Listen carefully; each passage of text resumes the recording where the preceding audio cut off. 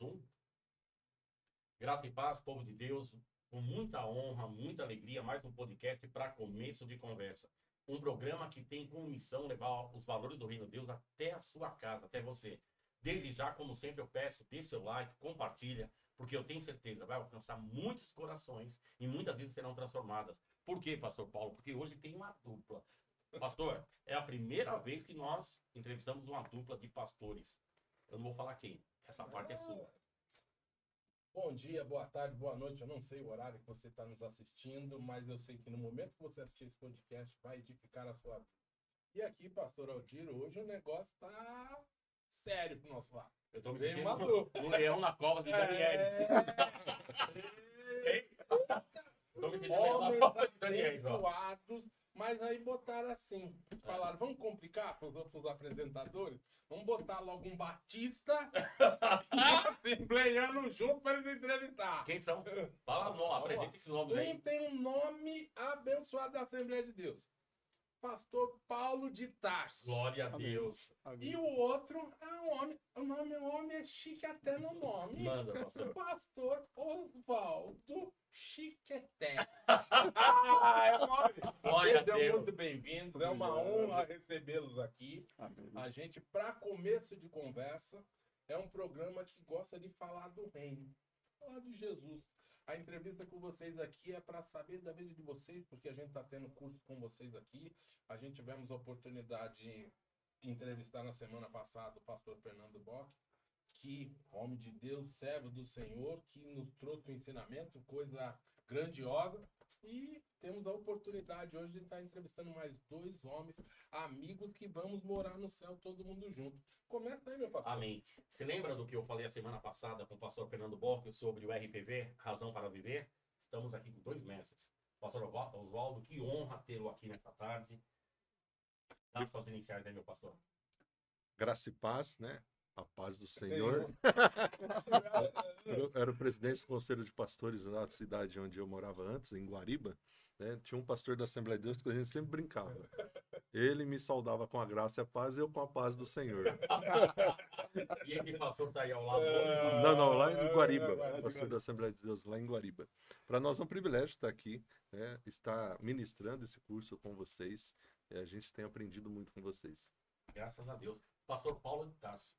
Fala um pouquinho sobre a sua pessoa, meu pastor. Eu vou começar com a paz do Senhor, né? Amém. Glória a Amém, Deus, graça e pastor. paz. É uma alegria imensa podermos estar aqui. É um privilégio para nós também poder estar conhecendo essa igreja, os seus pastores, que tem sido para nós assim uma bênção para nossas vidas. Então estamos aqui para poder participar e poder também contribuir para o bem do crescimento do reino. Amém. Eu começo com aquelas perguntas de praxe, depois eu sei que você já está preparado com a cartilha. Uma pergunta, pastor, que quando nós fazemos, os entrevistados fica, uma pergunta meio, não vou dizer capciosa, mas uma pergunta pessoal. Quem é pastor Oswaldo? E depois, quem é pastor Paulo? Quem é pastor Oswaldo? Fala para nós. Pastor Oswaldo é alguém que tem buscado ser servo do Senhor Jesus e obedecê-lo naquilo que ele manda, né? Há 24 anos eu tive um encontro com Cristo e desde que eu tive esse encontro com Cristo, o desejo do meu coração e que Deus colocou no meu coração é de servi-lo e de fazer o melhor. Porque eu só tenho essa vida, só essa oportunidade e quero sair desse mundo com um legado. Perceberam que vem pela frente. Olha só a introdução do nosso amigo pastor. Quem é pastor Paulo? Pastor Paulo é um servo que busca aperfeiçoar cada dia, busca também fazer aquilo que Deus tem para ele.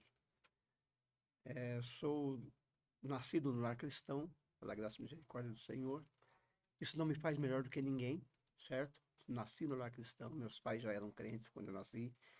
Recebi a minha chamada ministerial ainda muito cedo, ainda quando criança, uma história até muito interessante.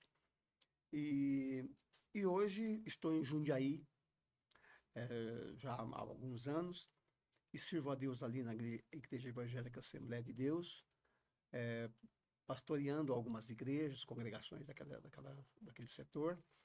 E hoje estamos aqui para fazer aquilo que Deus tem nos proporcionado. Glória a Deus por isso.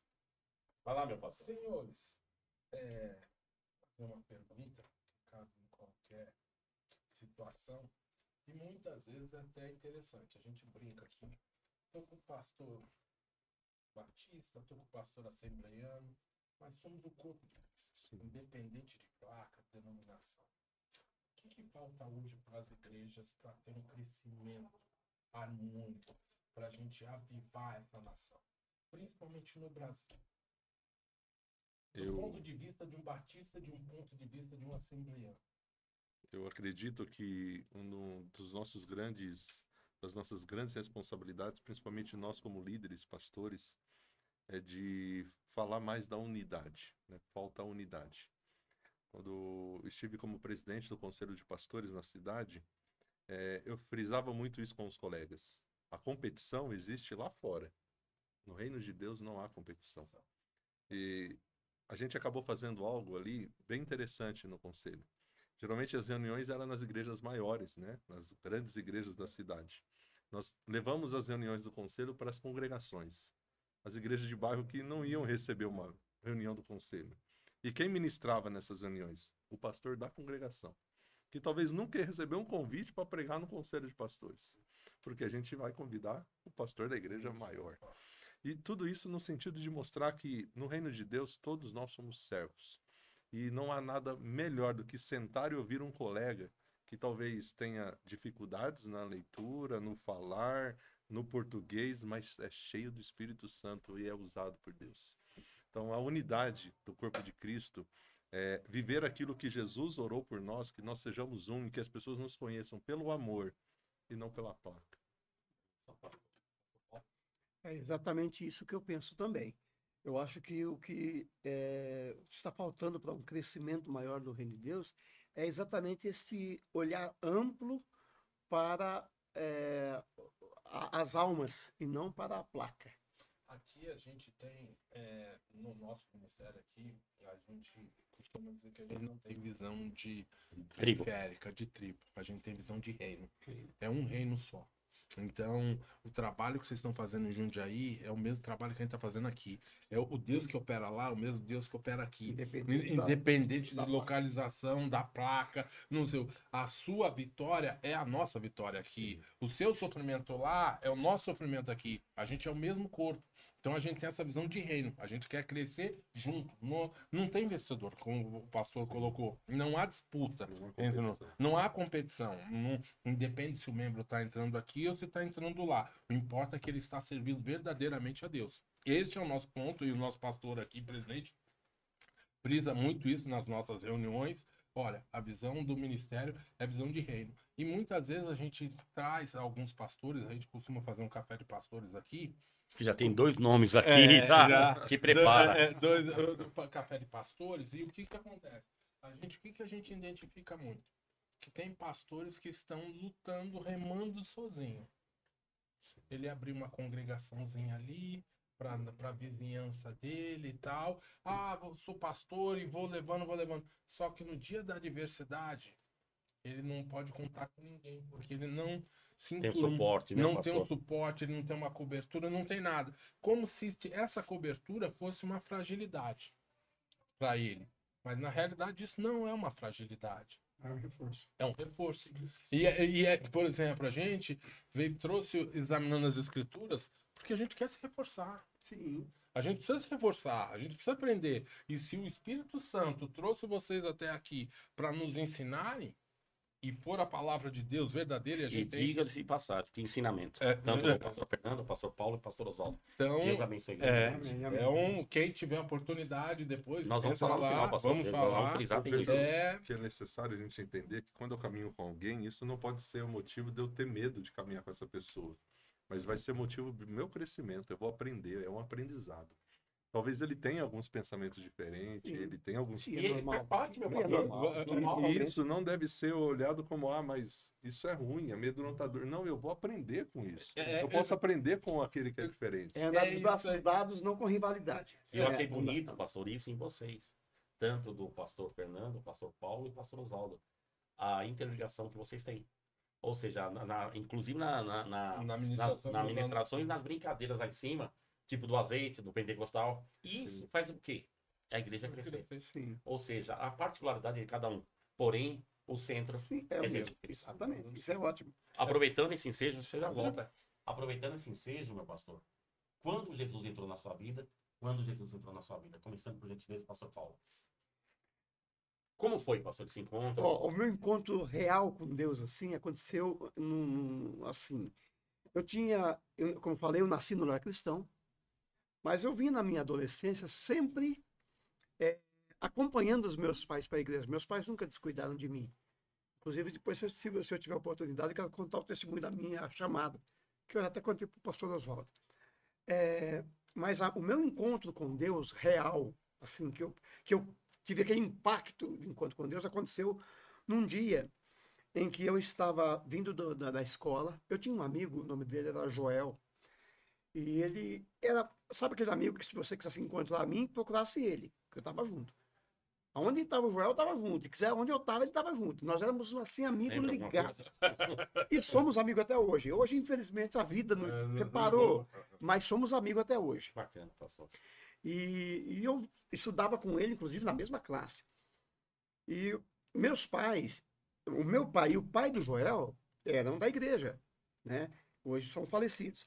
E eles saíam da igreja e vinham para casa, os dois a pé, que não era longe, vinham andando, e naquela época também não tinha carros disponíveis, assim, né? Eles vinham de a pé.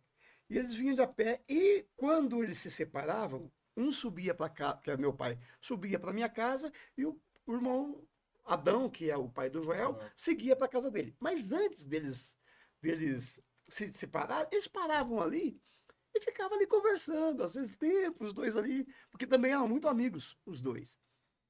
E numa dessas paradas deles, que eles estavam vindo da igreja, eu e o Joel saímos da escola, de um grupo de escolar que nós estudávamos naquela época, e viemos embora, nós dois juntos também.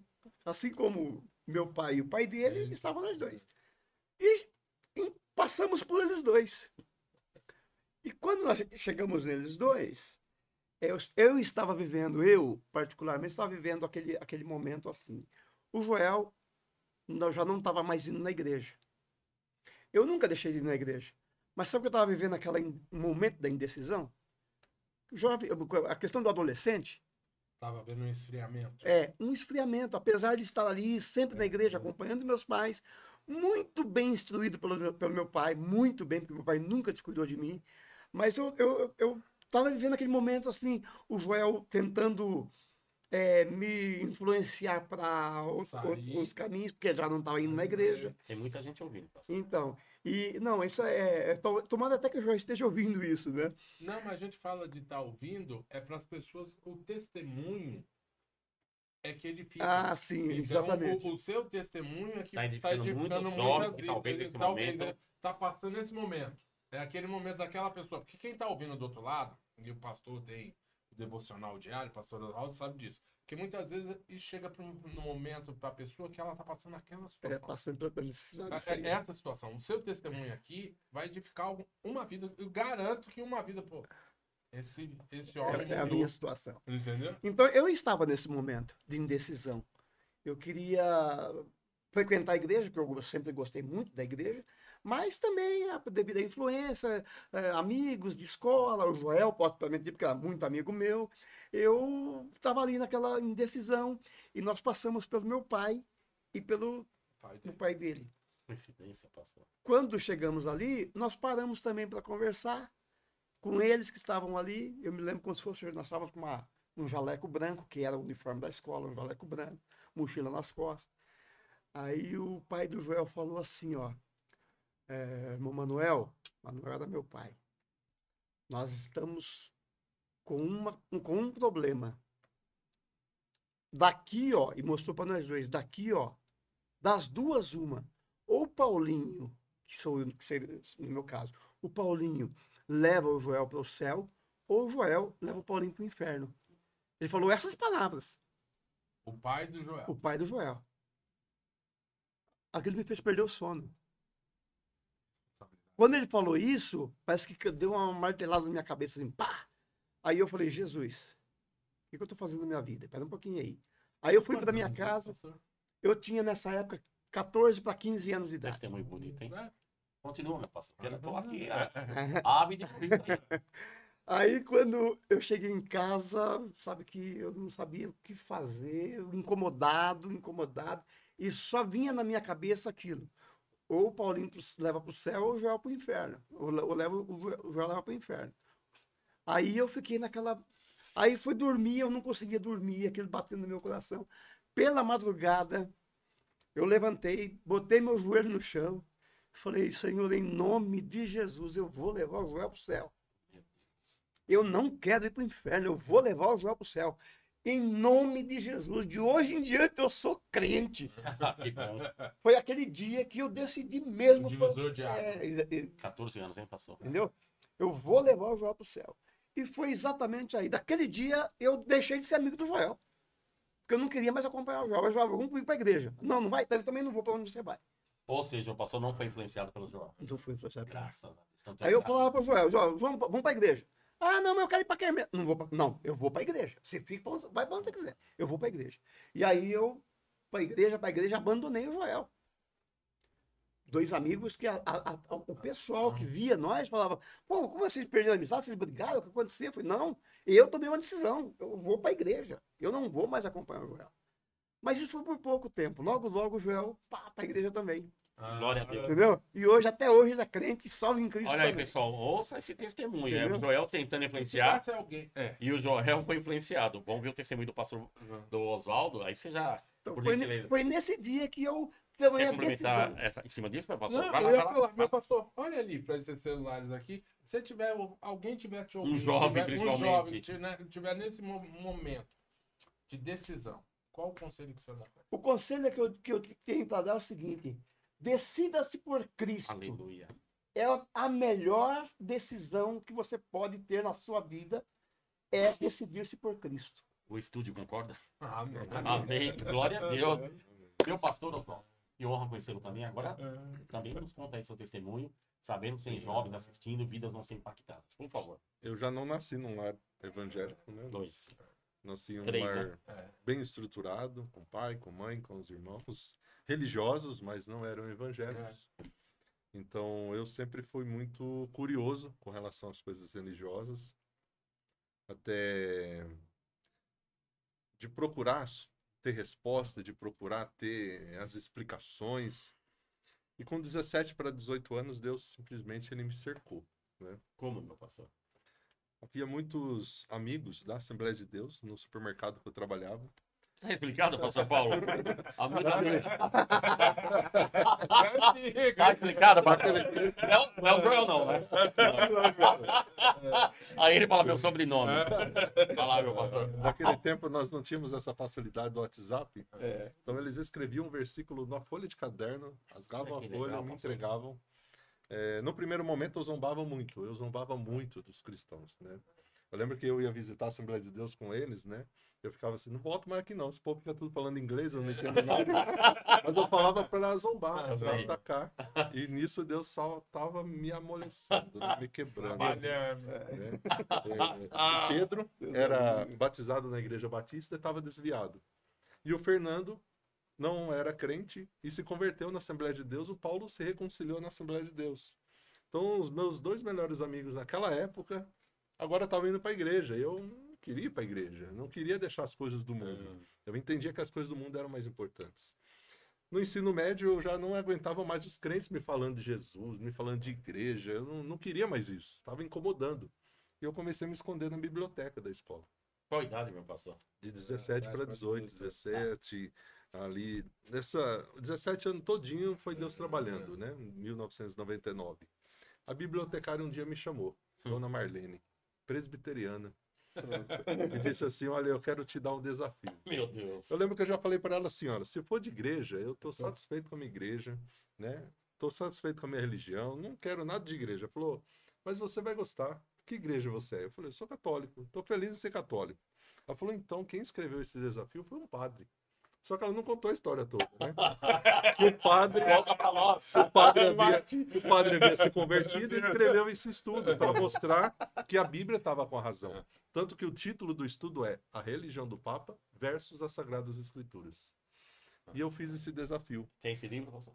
Tem esse estudo impresso ainda. Tirei xerox, usei esse estudo para minha mãe. Se o pastor quiser esse estudo meu, me traz esse. Vamos fazer essa troca?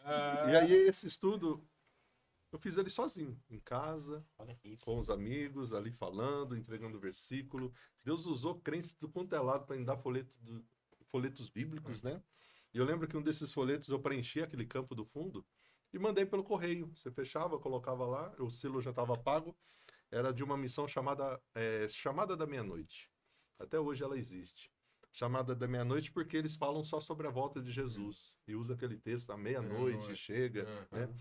Eles me enviaram também um estudo bíblico por correspondência. Eu fiz 2 estudos bíblicos por correspondência deles, sozinho em casa. A partir do desafio A partir do desafio dela. E os olhos foram abrindo, eu lembro que eu parava na frente da igreja católica, porque lá pega o quarteirão todo e ficava impossível, esses crentes tá certo, eu tô errado. Esses crentes tão pequenos, né? E aí eu tô errado.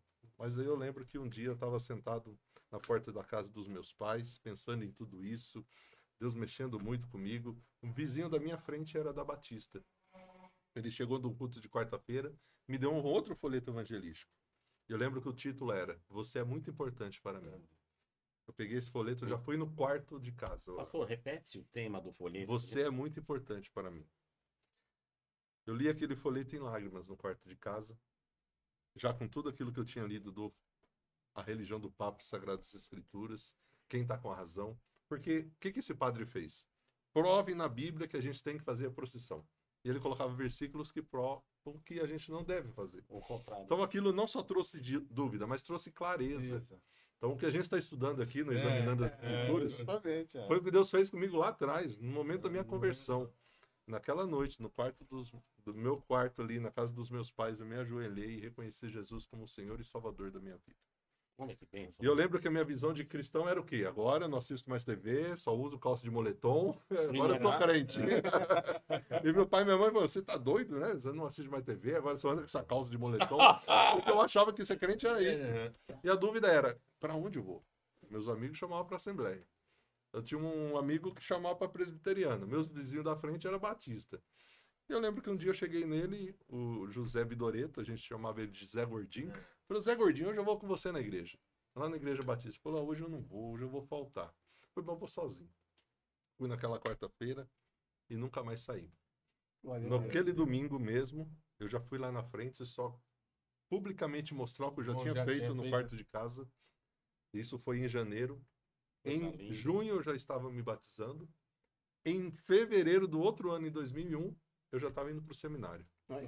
Então foi tudo assim muito rápido. Tanto que eu lembro que no seminário, alguns seminaristas lá começaram a falar assim, nossa, agora o seminário está aceitando neófitos na fé. Eu fiquei, nossa, já estão me elogiando, né? Eu não sabia o que era. A hora que eu fui pesquisar, eu falei, não, eles não querem. Eles não me querem aqui. Neófito. Então, hoje já faz 17 anos que eu estou no Ministério Pastoral. Meu Deus do céu. Edifica. Cada programa edifica, né? Edifica muito. Hein, pastor? Fala coisa linda dos dois. Vocês passaram por vários campos de congregação? O pastor Paulo era da onde, foi para onde? O pastor foi da onde para onde? Eu sei que o pastor já teve em outro ministério, cuidando, pastoreando. Conta um pouquinho da história ministerial de vocês. Começa com o pastor Paulo. Bom, a minha história ministerial é o seguinte, eu já como ministro, quando eu comecei a exercer a função pastoral, eu ainda era presbítero na igreja, Assembleia de Deus. Porque eu comecei a dirigir uma congregação em Jundiaí, na cidade de Jundiaí, chamada... Sempre em Jundiaí? Sempre em Jundiaí. Passei por 14 congregações lá na cidade de Jundiaí, dirigi 14 congregações. No momento, eu não estou dirigindo nenhuma congregação, porque eu falei com o presidente, pastor Ezequiel Soares, que é um homem de Deus, um homem que a gente tem muito respeito, muita consideração por ele. E eu falei com ele para ele me dar um descanso, não é? Porque eu fiquei 38 anos dirigindo igreja. O pastor Ezequiel Soares tem livros escritos, né? Muitos. Conheço, muitos, eu acompanho, muitos livros, muitos livros. É. Então aí hoje eu não estou dirigindo, estou congregando em um bairro da cidade de Jundiaí, chamado Vila Ana, onde eu moro, bem próximo da minha casa. Congrego ali, juntamente com o pastor Gessé, que é o pastor. É uma sede setorial. Sede setorial. E então o meu ministério fica dentro de Jundiaí mesmo, né? Eu trabalhei no campo de Jundiaí, nas congregações de Jundiaí mesmo, na Assembleia de Deus. Mas eu vim do interior, da cidade de Herculândia, região de Tupã, Marília, ali por perto. Eu vim de lá, mas quando eu vim de lá ainda era criança, né? E o meu chamado ministerial, inclusive, foi lá em Herculândia, quando eu ainda era menino, antes de acontecer tudo isso que eu já falei aqui, né? Eu tive o meu chamado lá na roça, né? Lá na roça. Então, o meu ministério está ali, em Jundiaí mesmo. E eu louvo a Deus, que é um ministério muito... E Jundiaí cresceu muito nos últimos anos, a cidade, né? A cidade tá pujante, a economia cresceu muito, muita gente chegando de fora. Então, muita ovelha chegando lá, muita ovelha chegando para ser pastoreada. Jundiaí tem muito trabalho, trabalho espiritual a ser feito, né? E a gente está ali tentando, lutando para a gente trabalhar e fazer aquilo que Deus tem colocado nas nossas mãos ali, né? Então, hoje eu estou congregando com o pastor Gessé, ajudando ele, e por enquanto não estou dirigindo congregação. Pastor Oswaldo? Meu ministério começou ainda seminarista, né? No segundo ano de seminário, a igreja já me convidou para ficar tempo integral com ela.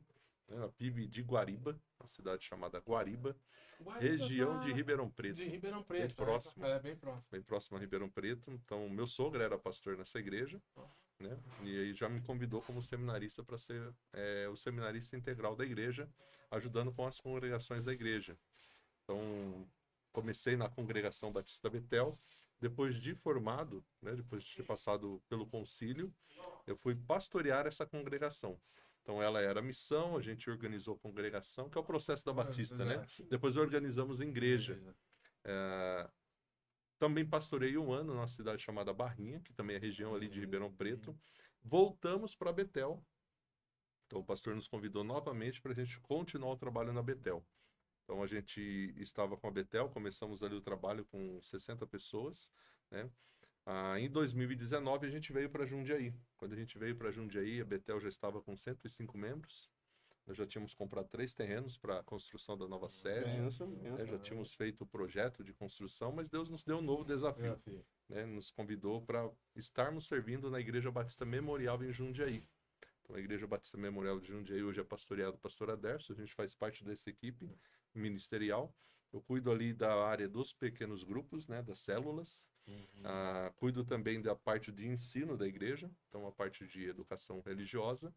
E também a coordenação dos líderes de ministérios. Então, a gente faz o pastoreio da liderança dos ministérios. Ministério de homens, mulheres, adolescentes. Hoje a igreja é uma igreja com 850 membros. Então, a gente tem feito esse cuidado pastoral com a liderança. Mas tudo começou lá em Guariba.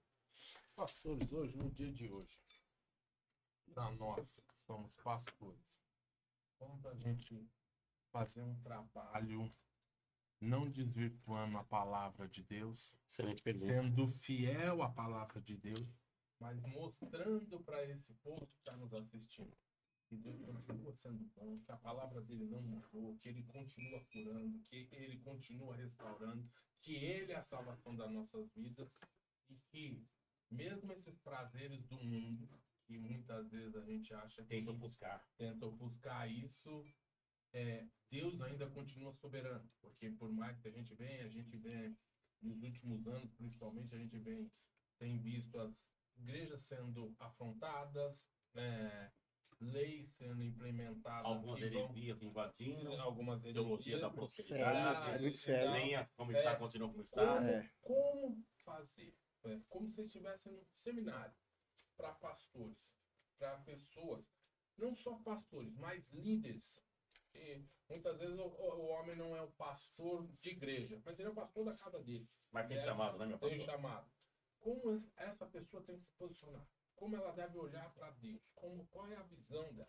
O pastor Oswaldo começa aí, depois o pastor Paulo. Assim como foi no processo da minha conversão, eu vejo que a palavra de Deus ela é suficiente para tudo aquilo que a gente precisa. Então, Glória a Deus. se é algo que hoje eu Conversar valorizo com quem muito, conhece Bíblia, é isso aí. é a palavra de Deus. Então, por isso que eu não vou medir esforços para distribuir a Bíblia, folhetos evangelísticos, cursos bíblicos, porque eu sei que isso muda vidas, como mudou a minha. Então, a melhor coisa para a gente fugir de tudo isso é ficar preso nas Escrituras. Por mais que isso pareça não estar mais na moda hoje, né? Por mais que isso talvez não chame multidões para o culto, para a igreja, mas eu quero continuar sendo reconhecido como alguém que é fiel à palavra e pregar a palavra, né? O pastor fez um comentário hoje no curso, eu não vou citar aqui, mas que foi muito interessante.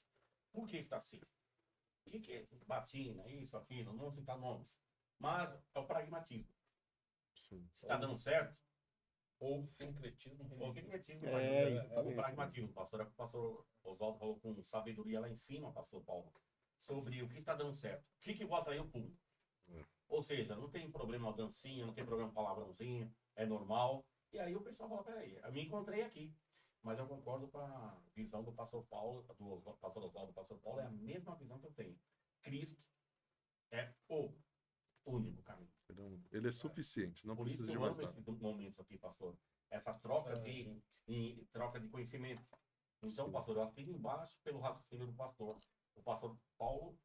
Sabe o que mais me prendeu nesse ministério Razão para Viver? Foi exatamente essa preocupação com o zelo da palavra. Porque hoje nós estamos vivendo um momento que os pastores estão mais preocupados em segurar pessoas dentro da igreja Concordo, pastor. do que transformar. Concordo, pastor. Entendeu? Meu Deus, Essa é uma preocupação Eu muito estou grande. preocupado com a quantidade. Né? Com a qualidade. Exatamente. Então, para eles querem ter uma igreja cheia, não importa o que eles têm que Como? fazer. E aí, para isso, eles buscam ferramentas, né? Nada contra o coach, o psicanálise, a profissão que for.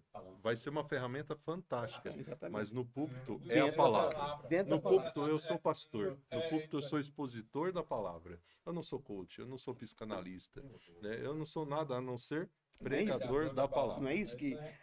essa que tem que ser a preocupação dos pastores hoje. E as heresias, meu pastor Paulo? Se eu tiro um versículo isolado, lá do Antigo Testamento, que é aplicar no Novo, Precisa fazer o curso. a pessoa gostou. A pessoa gostou, fala, peraí, nossa. Precisa O fazer o pastor exame da Oswaldo fala escritura. muito bonito, o pastor Paulo fala muito bonito. E outra, eles não me corrigem nada, eles não trazem nenhuma exortação, aqui é meu lugar. E não dá 1 mês, 6 meses, pastor, qualquer tipo de, Paulo fala da doutrina, qualquer vento de doutrina, já era, pastor. Aí causa divisão, separação, e brota uma outra. E a culpa é de e aí quem fica, eu concordo com o senhor. exatamente. Pastor, aproveitar aqui, algo marcante na vida do pastor Oswaldo, do pastor Paulo. Um milagre que aconteceu, pastor, que talvez agora também possa impactar muitas vidas. Um milagre que você fala assim, isso aqui marcou minha vida.